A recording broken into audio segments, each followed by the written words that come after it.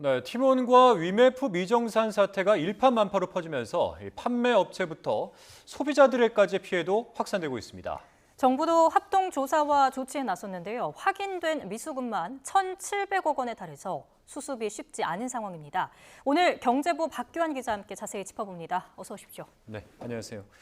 자, 계속해서 연쇄적으로 이 일파만파 커지는 그런 분위기인데, 자, 먼저 이번 사태가 어떻게 된 일인지 정리를 좀 한번 해주시면 좋을 것 같아요. 네, 이번에 티몬과 위메프의 미정산 사태가 시작된 건 이번 달 초부터입니다. 지난 7일 위메프에 입점한 판매업자들이 판매 대금을 받지 못했다고 문제를 제기하기 시작한 겁니다. 온라인 쇼핑몰 즉 플랫폼 역할을 하는 티몬과 위메프는 소비자에게 판매한 그 제품을 판매한 뒤에 수수료 등을 제하고 판매업체에 대금을 돌려줘야만 합니다. 소비자는 티몬과 위메프에서 결제를 했는데 정작 판매업체가 돈을 받지 못하면서 사태가 시작됐습니다. 먼저 상품권이나 기프티콘, 여행 상품부터 문제가 터지기 시작했는데요. 상품권과 기프티콘 사용처에서 결제를 거부하고 여행사들도 소비자에게 취소를 통보했습니다. 지금 또 휴가를 앞둔 상황이지 않습니까? 그래서 소비자 입장에서 더 황당할 것 같은데 집계된 피해 사례가 있습니까? 네. 지금 상황이 어떻습니까? 피해는 그야말로 일파만파로 퍼지고 있는 상황인데요. 예. 우선 저희 취재진이 오늘 아침에 서울 강남구에 있는 티몬과 위메프 본사에 나갔었는데 그 앞에는 어제부터 소비자들의 항의 방문이 끊이지 않고 있습니다. 본사 앞에 찾아가면 환불을 도와준다는 이야기가 나오면서 더 사람들이 늘고 있는데요. 직원 모두가 재택근무로 전환한 티몬과 달리 위메프 측은 일일이 이름과 구매 내역 그리고 계좌 번호를 받아서 환불 안내를 도와주고 있었습니다. 특히 지금은 여름 휴가철이죠. 말씀하신 것처럼 당장 휴가를 앞두고 있는데 여행 취소를 통보받은 소비자들의 분노가 특히 거셌습니다. 먼저 이야기 한번 들어보시겠습니다. 네. 위메프를 통해서 이제 구입했고 지금 대구서 가만히 있으면 안 될 것 같아가지고 지금 여기까지 올라왔습니다. 돈이 지금 여름 휴가 계획을 다 짜고 4월 달에 결제했던 금액을 지금 아직 정산이 안 됐다고 하니까 저희도 지금 막막해가지고. 네, 7말 8초라고 하잖아요. 이제 본격적인 그야말로 휴가철인데 지방에서 보면은 지금 대구 이 본사 앞으로 휴가를 온 그런 꼴이 된 거예요. 그러니까 그러면 이제 여행 자체는 앞으로 어떻게 되는 거예요? 못 가게 되는 겁니까? 네, 사실 이제 이후 후속 대출을 두고도 여행사랑 이제 소비자들 사이에서 충돌이 이어지고 있는데요. 여행사들은 우선 7월 출발편까지는 비용을 자신들이 부담을 하고 이후에 티몬과 위메프로부터 비용을 받겠다고 밝혔습니다. 문제는 다음 달 출발하는 여행편부터는 소비자가 티몬, 위메프에서 결제를 먼저 취소하고 나서 여행사에서 같은 상품을 재결제하도록 유도하고 있습니다.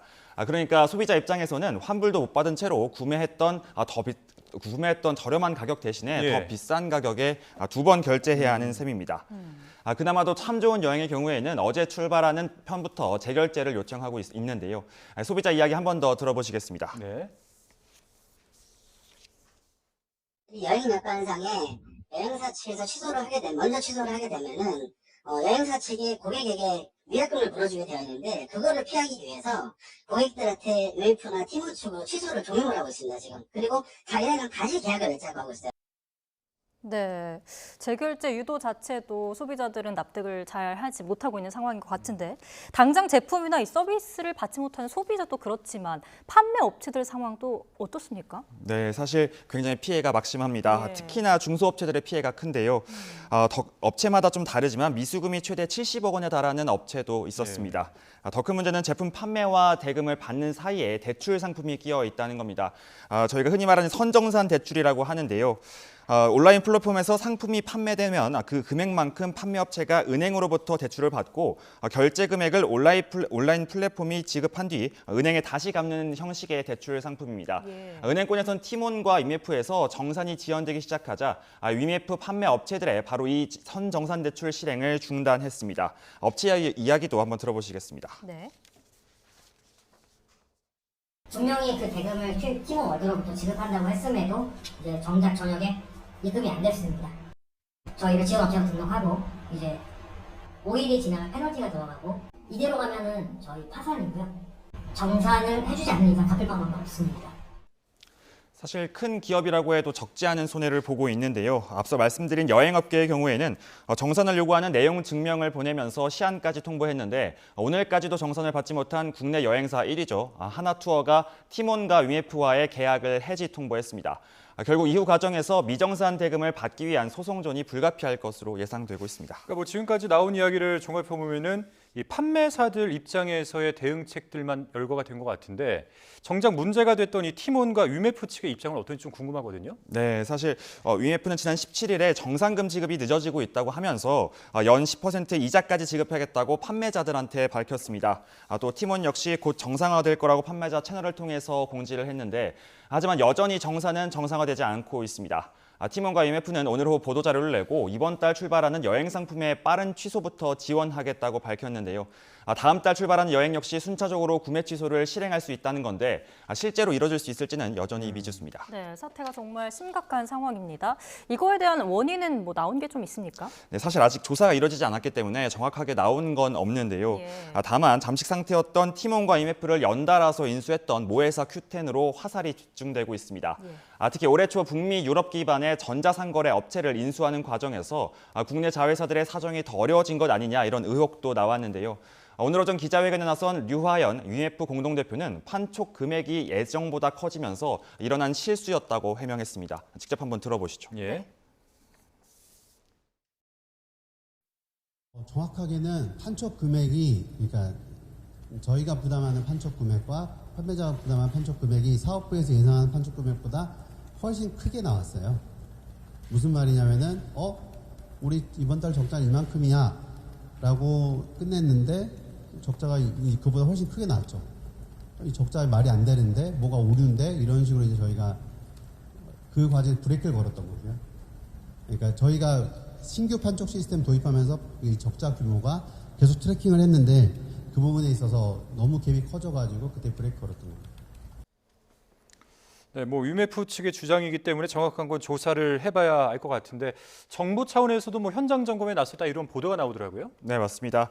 공정거래위원회와 금융감독원은 합동조사반을 꾸려서 오늘 오후 팀원과 IMF 본사에 대한 긴급 현장 조사에 나섰습니다. 합동조사반은 정상 지원 규모와 판매자 이탈 현황 그리고 이용자 환불금 지급 상황 등을 확인하고 있는데요. 양사가 보고한 미정산 금액이 1,700억 원대라면서 정확한 숫자는 점검반이 검증해야 한다고 말했습니다. 이세훈 수석 부원장 말 이야기 직접 들어보시겠습니다. 업체가 보고한 상황과 실제 상황에 맞는지 이 부분을 지금 중점적으로 확인하고 검증하고 있습니다. 양사로부터 제출받은 자금 조달 사용 계획 이 부분을 점검하고 공조위는 또 오늘부터 한국소비자원의 전담 대응팀을 운영하고 신속한 피해 구제를 위한 집단 분쟁 조정 준비에 착수한다고 밝혔습니다. 네. 이번엔 오늘 발표된 세제 개편안 소식도 한번 짚어보죠. 앞서 저희가 주요 뉴스로도 간략하게 전해드렸는데 박 기자, 이번에 가장 크게 바뀐 게 어떤 겁니까? 네, 정부의 세제 개편안에서 가장 큰 변화는 상속세였습니다. 예. 무려 25년 만에 과세 표준 구간에서 공제까지 일괄 개편에 나섰는데요.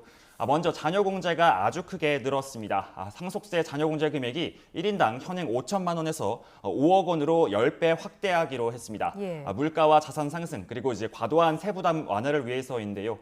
지난 2016년 3천만 원에서 5천만 원으로 올린 뒤 8년 만입니다. 또 하나의 큰 변화는 상속 증여세 최고세율이 25년 만에 50%에서 40%로 하향 조정된다는 겁니다. 예. 네, 표를 직접 보시면요.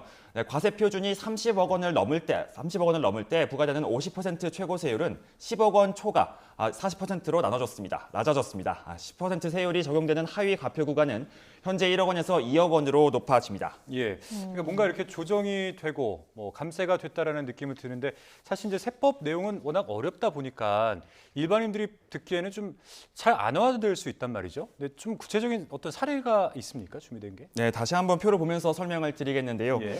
상속 재산이 25억 원인 경우 자녀 공제가 대폭 확대되면서 배우자가 있고 자녀가 2명이라면 17억 원까지 공제가 되는데요. 그러니까 현행보다 2억 7천만 원이 줄어든 1억 7천만 원을 상속세로 이제 내야 됩니다. 네, 또 자녀가 3명이라면 더 줄어듭니다. 현재보다 4억 원이 줄면서 상속세는 4천만 원으로 줄어들게 됩니다. 그러니까 만약에 배우자가 있고 자녀가 2명이라면 17억 원짜리 아파트까지는 상속세가 사실상 나오지 않는 셈입니다. 네, 정말 큰 변화인데 결혼, 출산, 장려를 위한 세제 혜택은 더 확대가 됐다고요? 네, 맞습니다. 특히나 결혼한 부부와 자녀를 위한 세액공제 규모가 굉장히 커졌는데요. 예. 정부는 앞으로 3년 동안 혼인신고를 한 부부에게 최대 100만 원 세금을 깎아주기로 했습니다. 단 평생 한 번만 혜택을 받을 수 있게 되는데요. 한 번이요? 네, 결혼 세액공제는 올해 1월 1일부터 혼인신고한 사람부터 소급 적용이 됩니다. 또 양육비 부담 완화를 위해서 자녀 세액공제도 10만 원씩 많아지는데요. 전액 비과세되는 기업 출산 지원금은 출산 이후 2년 이내 지급한 경우에 한해서 올해는 2021년 이후 출생한 자녀에 대해 지급한 것까지 적용이 됩니다.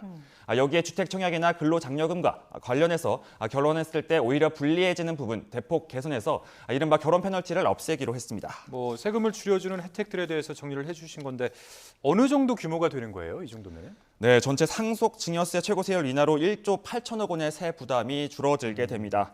또 과표 조정으로 5천억 원, 그리고 자녀 공제로 1조 7천억 원의 세금을 덜 내게 되는데요.